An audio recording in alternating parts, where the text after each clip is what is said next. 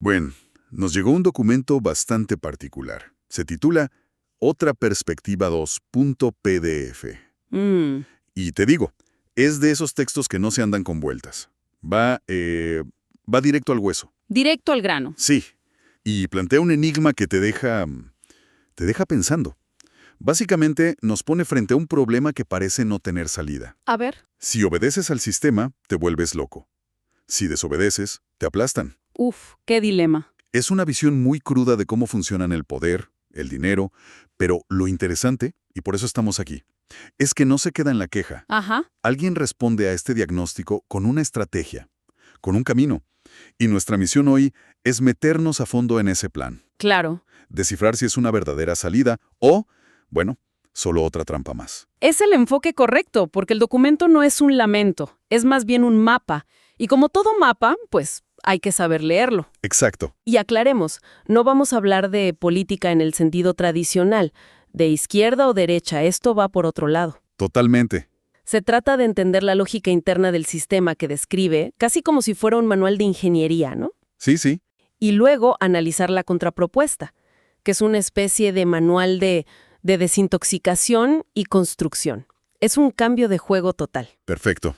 Empecemos por la parte que da escalofríos. El diagnóstico.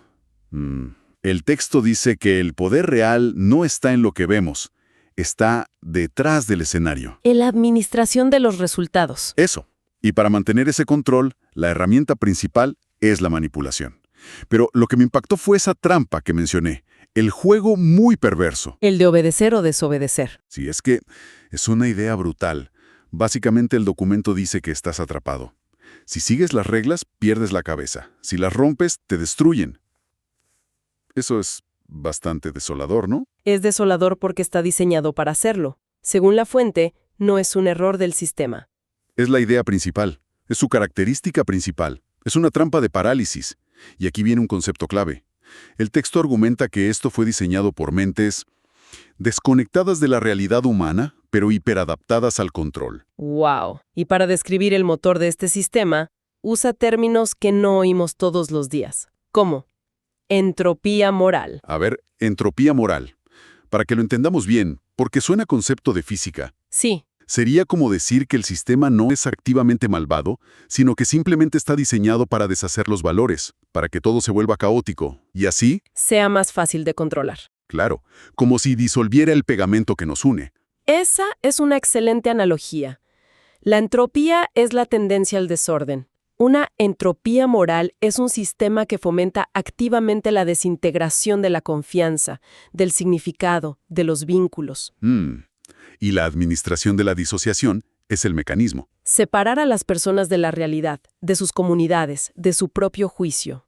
Que la gente viva en una narrativa. No en el mundo real. Exacto. Y todo esto, según el documento, tiene una raíz muy antigua y muy clara, que cita de la Biblia. El amor al dinero es la raíz de todos los males. Esa misma. Siempre he pensado en esa frase, pero el texto hace una distinción importante, ¿no? Fundamental. No es el dinero, es el amor al dinero. Exacto. Y es una diferencia. Bueno, es todo. No es una crítica a la economía o a la prosperidad. No, Es una crítica al acto de convertir todo en una mercancía. Cuando amas el dinero por encima de todo, la verdad tiene un precio. ¿la lealtad tiene un precio? La dignidad tiene un precio. Todo se vuelve negociable. Y un mundo donde todo es negociable es un mundo sin pilares. Es un mundo líquido. Fácil de manipular. Ahí está. Ese es el diagnóstico de fondo. Vale, si ese es el tablero de juego, uno muy inclinado, hablemos de las jugadas que no funcionan. Ajá. El documento es muy directo al enumerar las cosas que la gente intenta y que, según su análisis, son inútiles. Puro ruido controlado. Válvulas de escape, las llama. Eso. Como denunciar en redes sin una estructura real que te respalde, confrontar de frente. O dar sermones morales. Y la que me parece más común, esperar que ellos, los de arriba, cambien. Sí, es como si el sistema permitiera que grites un poco para que liberes presión. Claro. Pero no permite que cambies la máquina. Y aquí es donde el texto propone el giro más radical. A ver. La clave no es destruir el sistema, porque el sistema es experto en manejar la violencia y la confrontación. La clave es... Dejar de alimentarlo. A ver, eso suena bien en papel, pero seamos sinceros, también suena un poco utópico. Es una objeción válida, sí. Dependemos de ese sistema para casi todo. El documento da ejemplos concretos de cuál es ese alimento y cómo se supone que se lo retiremos. Sí, y el texto la aborda. El alimento principal es nuestra dependencia. ¿En qué sentido? Mental, simbólica y económica. Dependemos de sus noticias para saber qué pensar, de sus marcas para sentir que valemos y de su dinero para comer. Es verdad. La propuesta entonces no es irse a una montaña, es crear lo que llama realidades alternativas funcionales. Ok. No grandes comunas hippies, sino ecosistemas pequeños, coherentes y, esta es la palabra clave, replicables. Replicables. Es un cambio de enfoque, de la protesta a la creación. Ok. Aquí es donde la cosa se pone interesante y práctica.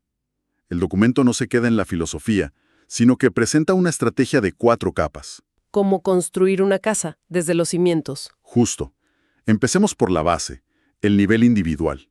Lo llama recuperar el criterio. Ajá. Y habla de no reaccionar con las tripas, no comprar narrativas ya masticadas y, sobre todo, no odiar.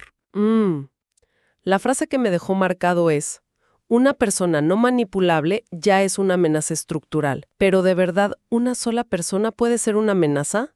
Suena un poco exagerado. Y aunque es una frase muy potente, hay que tomarla con pinzas. El documento no sugiere que un solo individuo vaya a derrocar nada. Es más sutil. ¿Cómo? La idea es que esa persona se vuelve como un agujero negro para la propaganda. Ya no la consume, pero lo más importante es que ya no la comparte. Ah, claro. La propaganda necesita repetirse para ser real. Si dejas de ser un repetidor, rompes una pequeña cadena de la infección. O sea, no eres una amenaza porque ataques. Sino porque te vuelves inmune y dejas de contagiar. Ese es el primer paso. Entendido. Es un acto de defensa personal que tiene un efecto colectivo.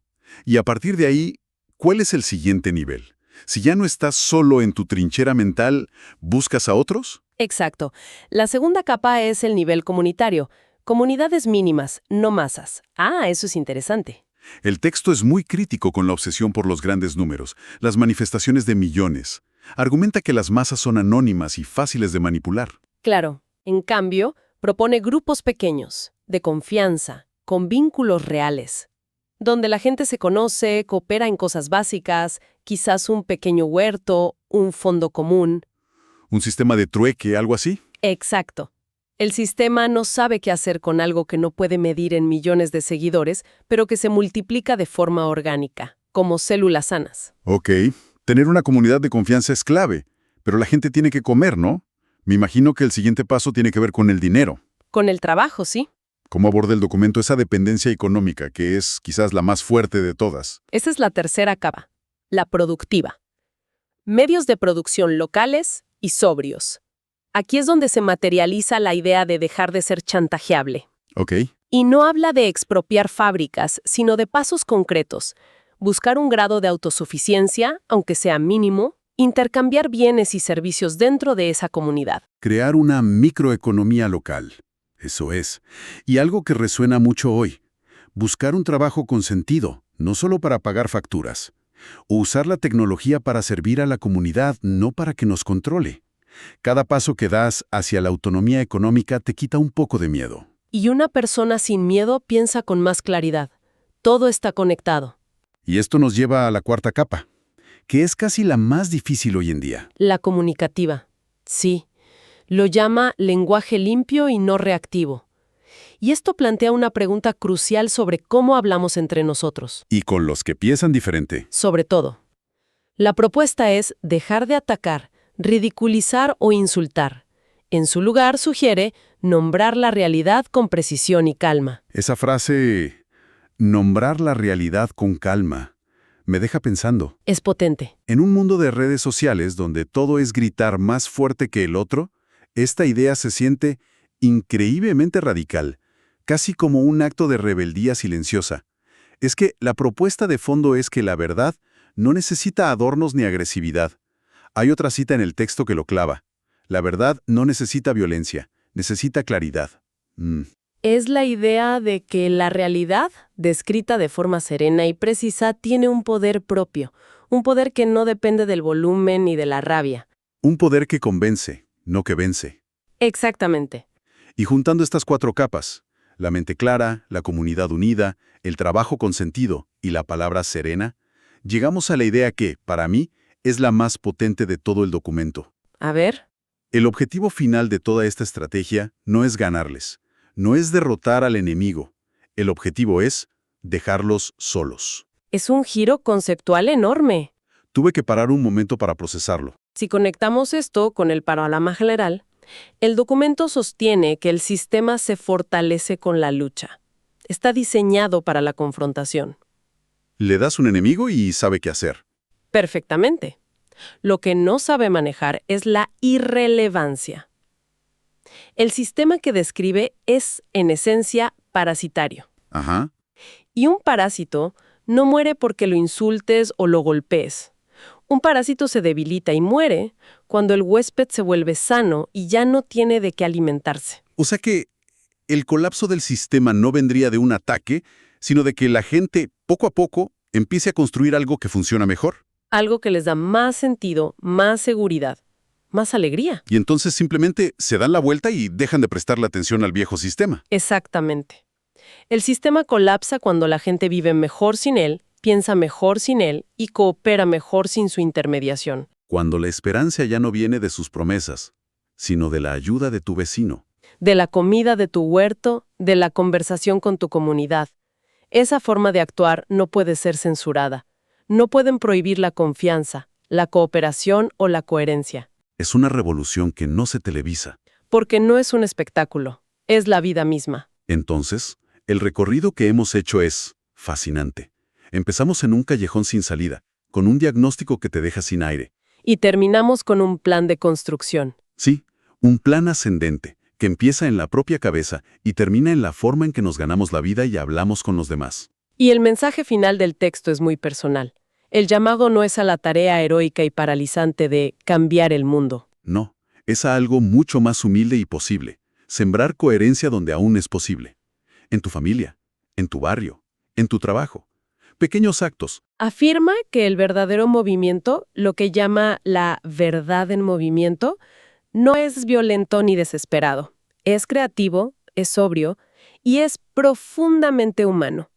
Si tuviéramos que destilar la idea más subversiva de todo esto, creo que sería esa, que el acto más revolucionario hoy en día no es protestar, sino crear.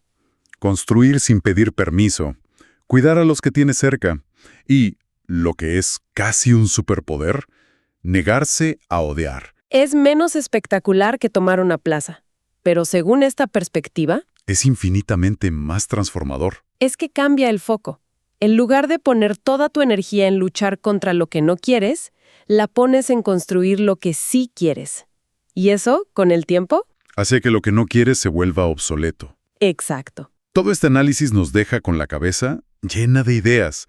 Pero para cerrar, hay una frase en el documento que creo que lo resume todo. Dice que el acto más poderoso es convertir la verdad en vida vivible. En vida vivible. No en una teoría, no en un post de Instagram, en acciones cotidianas. Así que la pregunta que queda flotando, la reflexión final, es: ¿cuál podría ser un primer paso, por pequeño que sea, para empezar a hacer precisamente eso en el propio entorno?